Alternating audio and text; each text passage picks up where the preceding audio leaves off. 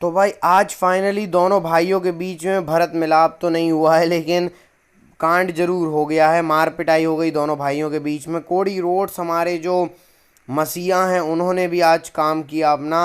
Rock को भी छोड़ा कोडी रोड्स ने, और आज कोडी रोड्स भी बड़ी हीट अप थे। मतलब आज की रॉक पूरी हीट अप थी भाई, और बहुत तगड़े तगड़े सेगमेंट हमको देखने को मिले।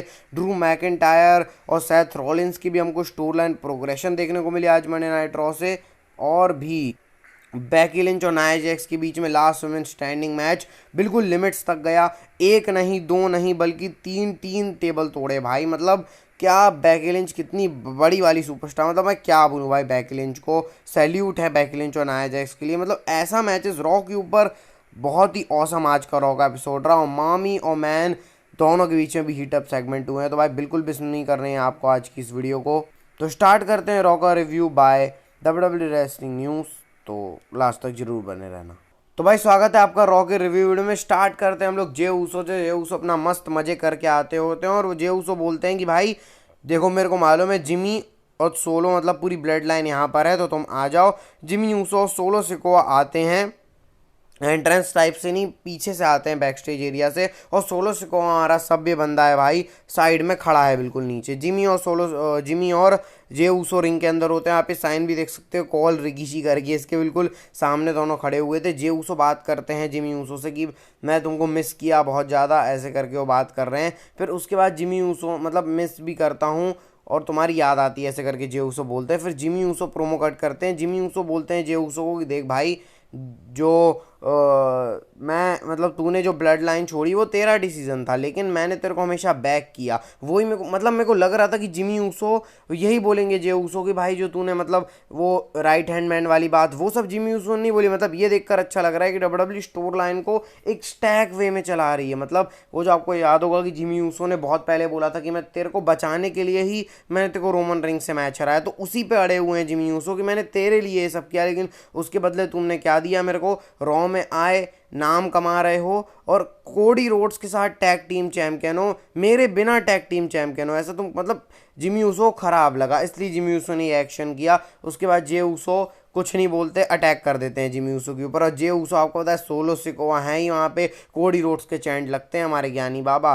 कोडी रोड्स आते हैं, मसीहा कोडी रोड्स आते हैं और जे ऊसो को बचाते हैं और मार पीट के भगा देते हैं सोलो और जिमी ऊसो को। तो ये स्टार्टिंग में होता है। मतलब Jimmy Uso, Jey Uso, Cody Rhodes भी इसमें शामिल है। मतलब पूरा मैसअप क्रिएट हो गया है, और बस भाई हो गया। और कोडी रोड्स का आप साइन भी देख सकते हो भाई, वी वांट कोडी के तगड़े फैन साइन भी लेके आए हुए थे। इसके बाद हमारे पॉल हेमन बैकस्टेज एडम पियर से बात करते हैं। देखो भैया मैं अपोलोजाइज़ करता हूँ, ये रोमन रिंग्स और जो हमारे फाइनल बॉस और ट्राइबल चीफ, मतलब फाइनल बॉस मतलब रॉक, और जो ट्राइबल चीफ रोमन रिंग्स, इनसे एसोसिएटेड नहीं है। जिमी ऊसो ने अपना खुद का किया है, और मैं अपने वर्ड्स देता हूँ तुमको, ट्राइबल चीफ के वर्ड्स देता हूँ कि जिमी और सोलो नहीं है, और मैं भी अपना थोड़ा बिजनेस बचा हुआ है उसको करके मैं भी यहाँ से चला जाऊँगा। It is not a prediction, it is spoiler करके पॉल हेमन बोल देते हैं। तो भाई पॉल हेमन का क्या काम था उसके बारे में आगे बात करेंगे, लेकिन उसके पहले आता है धमाकेदार qualifying tag team match, creed brothers versus DIY। भाई क्रीड ब्रदर्स का मैं जिस मैच में नाम ले रहा हूँ वो मैच अच्छा कैसे नहीं हो सकता भाई। इसके अंदर कितने सीक्वेंस, मतलब एक प्रॉपर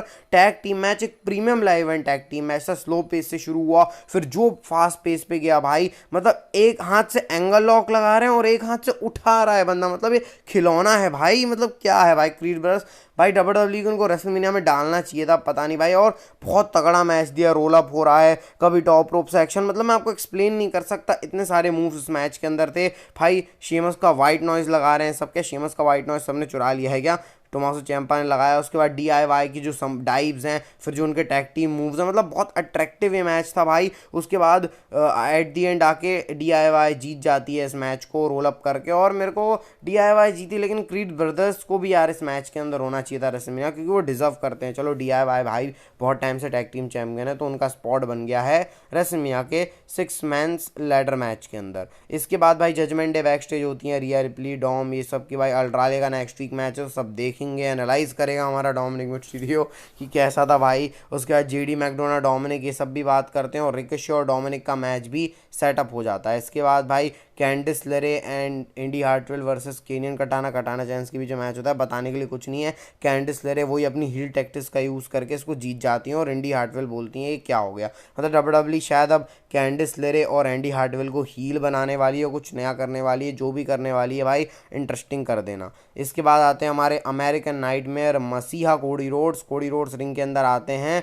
और कोडी रोड्स रिंग के अंदर आके रिकेशी क्या बोल मैं, कोडी रोड्स रिंग के अंदर आके रॉक के बारे में बात करते हैं। मतलब कि भाई मेरा रेसलमेनिया के अंदर मैच होने वाला है रोमन रिंग के साथ, लेकिन फेस टू फेस भी होने वाला है स्मैकडाउन के अंदर, लेकिन उससे बड़ी बड़ी बातें भी हैं। मतलब और रॉक के बारे में सीधे बात करते हैं कि भाई रॉक ऐसा है। कोडी रोड्स ने भी आज उच्च बोली का इस्तेमाल किया, समझ रहे हो ना आप लोग, जो मैं नहीं बोल सकता। कोडी रोड्स ने भी 2-3 वर्ड बोले, ठीक है, तो भाई चलता है यार इतना, ठीक है। उसके बाद कोडी रोड्स रॉक के बारे में बात कर रहे हैं। रॉक तो ये है, हील उनके वर्जन के बारे में बात कर रहे हैं कि रॉक हील है, उससे बड़े बड़े हील रह चुके हैं। रिक फ्लेयर का उन्होंने नाम मेंशन किया भाई, जो AEW के अंदर है, तो ये भी एक हाईलाइट वाली बात रही। और कोडी रोड्स ना इस प्रोमो में थोड़े सीरियस थे, मतलब ऐसे कोई मजे मस्ती में नहीं थे कोडी रोड्स, जो कि थोड़ा मतलब लाइट प्रोमो कट करते हैं, लेकिन आज बिल्कुल भी ऐसा नहीं था। मॉम के बारे में बात करते हैं जो रॉक कोडी रोड्स की, तो बोलते हैं भाई मैं भी तुम्हारी मॉम को जानता हूँ, वो एक ग्रेट लेडी हैं, जैसे मैं तुम्हारी मदर के बारे में अच्छी बात कर रहा हूँ, तुमको भी करनी चाहिए। तुमको क्या लगता है मेरी मदर कमज़ोर है? नहीं भाई, मेरी मदर मेरे से भी ज़्यादा वो हैं, मतलब मेरे से भी ज़्यादा पावरफुल हैं, तुम मेरी मॉम को जानते नहीं हो, ऐसा करके कोडी रोड्स बोल रहे होते हैं। और रॉक को बताऊंगा, ऐसा करके वो बात कर रहे होते हैं। तभी लेडीज़ एंड जेंटलमैन हमारे पॉल हेमन आ जाते हैं। पॉल हेमन आके अपोलोजाइज़ करते हैं, वो जो 2 हफ्ते पहले कांड हुआ कि जो प्लान था वो एग्जीक्यूट नहीं हो पाया। 3 लोग लाए थे पॉल हेमन, उनको पिटाई कर दी कोडी रोड्स ने। इसके बाद पॉल हेमन कोडी रोड्स बोलते हैं भाई तुम हॉल ऑफ फेमर हो, रिंग के अंदर आ जाओ, कोई परमिशन लेने की ज़रूरत नहीं। तो पॉल हेमन इस साइड में खड़े होते हैं और फिर पॉल हेमन कोडी रोड्स के सामने एक एग्रीमेंट रखते हैं। वो एग्रीमेंट बेसिकली ये है कि अगले हफ्ते जो स्मैकडाउन है उसमें जो हमारे रोमन रिंग्स और तुम्हारा फेस ऑफ होगा, ब्लड लाइन फ्री होगा। मतलब ना जिमी रहेगा, ना सोलो रहेगा, ना रॉक रहेगा। रॉक तो ऑब्वियसली नहीं होने वाले, मैं और रोमन रिंग्स रहेंगे। मैं तो रेसल कर नहीं सकता, मैं अपने ट्राइबल चीफ को एक्नॉलेज करता रहूँगा उनके कानों में। और पॉल हेमन बोलते हैं मेरी भी एक डील है कोडी रोड्स, तुम भी अकेले होगे, मतलब कोडी रोड्स भी अकेले होंगे बिना सेथ रॉलिंस और शायद बिना जे ऊसो। तो ऐसे करके पॉल हेमन ने बोला, कोडी रोड्स एग्री हो जाते हैं, दोनों के बीच मस्त हैंड वैंड शेक होता है। ऐसे करके ये सेगमेंट खत्म होता है। इंटरेस्टिंग था भाई। इसके बाद सैमी ज़ेन के भी बैक स्टेज सेगमेंट होते हैं। सैमी ज़ेन चैट गेबल के साथ बात कर रहे हैं। चैट गेबल ने सीधे ही मुंह पे बोल दिया कि सैमी ज़ेन तुम गुंथर को नहीं हरा पाओगे। इसके बाद सैमी ज़ेन और गुंथर की कॉन्ट्रैक्ट साइनिंग होती है। इसमें सबसे पहले गुंथर बात करते हैं सैमी ज़ेन के बारे में कि भाई एक लेजेंडरी कॉन्ट्रैक्ट साइनिंग है, बंदा क्या पहन के आ गया घटिया लोगों जैसा, मस्त सूट वूट पहन के आता है, ऐसे करके वो बात करते हैं। तभी सैमी ज़ेन बोलते हैं ये सब स्टूपिडिटी मेरे सामने चलेगी नहीं। और उसके बाद वो पूरी वो चीज़ें दिखाते हैं, वो जो रेसलमेनिया के अंदर उन्होंने काम किया, एक अंडरडॉग जो सैमी ज़ेन को हमेशा बोला जाता है, उसको लेकर उन्होंने उसको हर चीज़ में प्रूफ किया है कि मैं ये कर सकता हूँ, वो कर सकता हूँ। मतलब भाई सही बोला सैमी ज़ेन ने। इसके बाद ऊसो से आके पूछ लेना वगैरह वगैरह करके। इसके बाद गुंथर बोलते हैं कि चैट गेबल ने बोल दिया तुम नहीं कर पाओगे, मतलब नहीं हरा पाओगे, तुम्हारे बेस्ट फ्रेंड चैट गेबल ने और जितने लोग हैं ये तुमको चीयर कर रहे हैं, लेकिन अंदर अंदर इनको भी मालूम है कि तुम मेरे को नहीं हरा पाओगे और तुमको खुद को मालूम है कि तुम मेरे को नहीं हरा पाओगे। ऐसा करके बोलते हैं मतलब ऐसे करके बोलते हैं भाई। इसके बाद गुंथर चले जाते हैं वहाँ से, लेकिन सैमी ज़ेन बोलते हैं कि अब क्या तुमको मेरी आंखों से नहीं लग रहा मैं तुमको हरा पाऊंगा। ऐसे करके सैमी ज़ेन वहाँ से चले जाते हैं। पूरा बैक स्टेज दिखाती है भाई डब्ल्यूडब्ल्यूई सैमी ज़ेन को जाते हो। सैमी ज़ेन बिल्कुल अपने एंग्री मोड में, तो पूरा रॉ में आज सुपरस्टार्स हीटअप से भरे हुए थे। इसके बाद आता है भाई मिस एंड R-Truth वर्सेस हमारे हिंदू शेर के बीच मैच। मेरे को बताने का भी मन नहीं है भाई, मिस R-Truth जीत गई, हमारे हिंदू शेर के साथ कभी अच्छा नहीं होता है। इसके बाद ड्रू मैकिंटायर आते हैं रिंग के अंदर।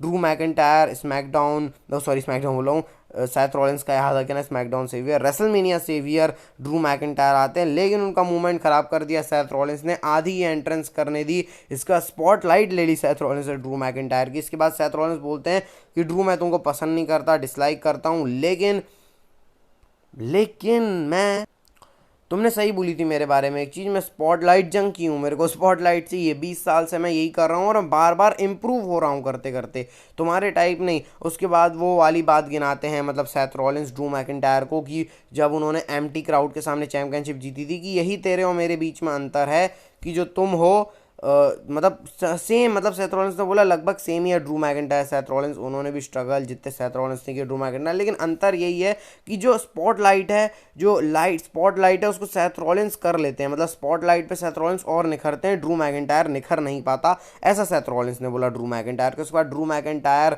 बोलते हैं अरे यही तो चाहिए था मेरे को, जो तू हंसता गाता रहता है वो सब नहीं, बिल्कुल एग्रेसिवनेस चाहिए थी ताकि रेसलमेनिया में हम लोग अच्छे से करें और मैं तेरे को हरा पाऊँ। मेरे लिए एक ही चीज़ है कि तेरे को रेसलमेनिया के अंदर हराना। सीएम पंक के बारे में भी ड्रू मैकिंटायर ने बात कर दी, उसके ऊपर सेथ रॉलिंस बोल रहे हैं, मतलब बेसिकली अच्छा सेगमेंट था। बस मैं इससे एक ही कंप्लेंट करूंगा भाई कि थोड़ा मार पिटाई तो दिखाओ, मतलब एक ब्रॉल सेथ रॉलिंस और ड्रू मैकिंटायर के बीच में चाहिए। मतलब इस स्टोर लाइन से मेरी उम्मीद नहीं थी कि ये रेसलमेनिया वर्दी होगी, लेकिन डब्ल्यूडब्ल्यू इस पे डिलीवर कर रही है और इसलिए रिव्यू भी आज 11 मिनट के आसपास का मैं करूंगा भाई, क्योंकि ख़त्म ही नहीं हो पाएगा 10 मिनट के अंदर। इसका सीएम पंक भी हमको देखते हैं, उनकी पूरी रिकवरी चार्ट जो चल रहा है अगले हफ्ते क्योंकि आने वाले हैं, वो तो उसके लिए भी डब्ल्यूडब्ल्यू ने हाइप कर दिया। इसके बाद भाई हमारा आता है match Akira Tozawa and Otis versus new day के बीच में, और इसमें न्यू डे जीत जाती है। आप ये देख सकते हो कौन कौन क्वालिफाई हो गया है, तीनों रॉ के DIY, मिस ऑसम ट्रूथ और हमारे न्यू डे क्वालिफाई कर चुके हैं। बाकी 2 स्पॉट बचे हैं वो स्मैकडाउन के, और रिकोशी और डोमिनिक का मैच भी हुआ था भाई, जिसमें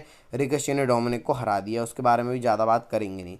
अब आते हैं सीधे शो के मेन इवेंट के अंदर, Becky Lynch versus Nia Jax last women standing match. और भाई क्या मैच था इसके अंदर, मतलब इतने सारे स्पॉट थे, और मैं बोलूँगा भाई इसको कमर्शियल फ्री कर देना चाहिए। मतलब जो 2 कमर्शियल डब्ल्यूडब्ल्यू ने चिपकाए ना बीच में, मेरे को बिल्कुल पसंद नहीं आया भाई। कमर्शियल लगा दिया डब्ल्यूडब्ल्यू ने, कुछ स्पॉट हम लोगों ने मिस भी किए। टेबल्स 3 टेबल टूटे भाई। बेकी लिंच ने जो फायर एक्सटिंग्विशर रहता है ना उसको भी नाया जैक्स के ऊपर चला दिया। नाया जैक्स टेबल पे चेयर्स पे मार रही हैं, चेयर शॉट पड़ रहे हैं, मतलब बहुत खतरनाक ये मैच था। इसके बाद पहला टेबल समोन ड्रॉप से नाया जैक्स ने बेकी लिंच के ऊपर तोड़ दिया, बेकी लिंच उस पर 10 काउंट के पहले हो जाती हैं। इसके बाद मैन हैंड स्लैम मारा टेबल के ऊपर, ऐसा लगा नाया जैक्स गई, लेकिन नाया जैक्स वहाँ पे भी कैपिटलाइज कर लेती हैं। इसके बाद वापस से बेकी लिंच ने लैडर पे चढ़ के अनाउंसर टेबल पे ड्रॉप किक मारी, और तब नाया जैक्स के पास कोई जवाब नहीं था। बेकी लिंच ने नाया जैक्स को हरा दिया है और 10 काउंट हो गया, और बेकी लिंच बन गई लास्ट विमेन स्टैंडिंग, और पहली बार उन्होंने नाया जैक्स को भी हरा दिया। इसके बाद बेकी लिंच कुछ करती रिंग में जाके, लेकिन तभी रिया रिप्ली का थीम सॉन्ग हिट होता है। Rhea Ripley Becky Lynch face to face होते हैं और ऐसे खत्म होती है मंडे नाइट रॉ। अब मेरे को लग रहा है जो 2 हफ्ते हैं ना उसमें डब्ल्यूडब्ल्यू रिया रिप्ली और बेकी लिंच का भी अच्छा सा दिखा देगी। और भाई ये वीडियो अगर आपको अच्छी लगी इस वीडियो को लाइक, चैनल सब्सक्राइब करके बेल नोटिफिकेशन बेल को दबा देना भाई, और डेली कंटेंट आता है लाइक सब्सक्राइब कर देना। और भाई रिव्यू थोड़ा 2 मिनट लंबा चला गया भाई, क्योंकि आज की रॉ इतनी स्पेशल थी तो मैंने कर दिया। बस भाई हेल्थ का ध्यान रखना, health is wealth, bye bye, take care.